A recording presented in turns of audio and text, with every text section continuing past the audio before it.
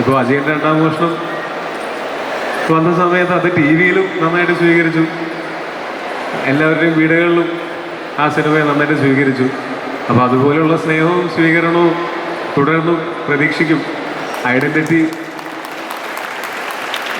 എന്ന് പറയുന്ന സിനിമയെ പിന്നീടുള്ള എൻ്റെ ഏറ്റവും വലിയ എക്സൈറ്റ്മെൻറ്റ് അത് തീർച്ചയായിട്ടും അത് നല്ല സിനിമയാണ്. അതിൻ്റെ പിന്നിൽ അഖിലിൻ്റെയും മനസ്സിൻ്റെയും ഒരുപാട് റിസർച്ചും ഹാർഡ് വർക്കും സിനിമയുടെ ആളുകളുടെ എല്ലാം ഹാർഡ് വർക്ക് അതിനകത്ത് ഉണ്ടായിട്ടുണ്ട്.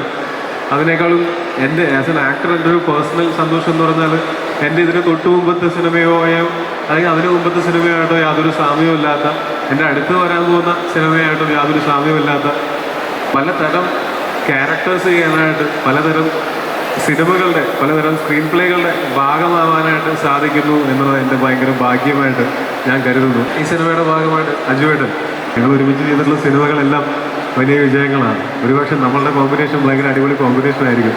അത് തന്നെ ഈ സിനിമയ്ക്കും സംഭവിക്കട്ടെ എന്ന് ആഗ്രഹിക്കുന്നു. ഒരു പ്രധാനപ്പെട്ട ഒരു പേര് പറയാൻ ക്ഷമിക്കണം. ഈ സ്റ്റേജിൽ കയറുമ്പോൾ ഇത്രയും കൊല്ലമായി സ്റ്റേജിൽ കയറി തുടങ്ങിയിട്ടുണ്ടെങ്കിലും സ്റ്റേജിൽ കയറുമ്പോൾ ഇപ്പോഴും ഞാൻ പ്രിപ്പയർ ചെയ്തിട്ട് സ്റ്റേജിൽ കയറുന്ന ആളല്ല. അത് കാരണം കൊണ്ട് തന്നെ ചെറിയൊരു നെർവസ്നെസ് ഒക്കെ ഉണ്ടാവും. ഞാൻ പല പേരുകളും മറന്നു പോകാറുണ്ട്. പക്ഷേ ഇതിൽ ഞാൻ മറന്നുപോയ പേര് തൃഷയുടെയാണ്, ക്ഷമിക്കണം.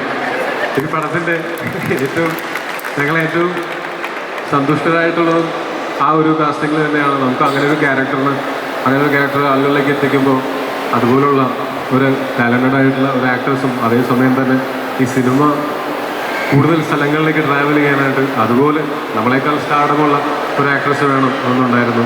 അപ്പോൾ ഞാനൊക്കെ കോളേജിൽ പഠിക്കുമ്പോൾ മുതൽ പുള്ളിക്കാരി നേരത്തെ സിനിമയിൽ അഭിനയിച്ച് തുടങ്ങിയത് കൊണ്ട് ഞാനൊക്കെ കോളേജിൽ പഠിക്കുന്ന സമയം മുതൽ ഞാൻ തിയേറ്ററിൽ തന്നെ, ഞാൻ കോയമ്പത്തൂരാണ് പഠിച്ചത്. അപ്പോൾ ആ സമയത്ത് തിയേറ്ററിൽ തന്നെ പോയി തൃഷ മാമിൻ്റെ കുറേ സിനിമകൾ കണ്ടിട്ടുണ്ട്.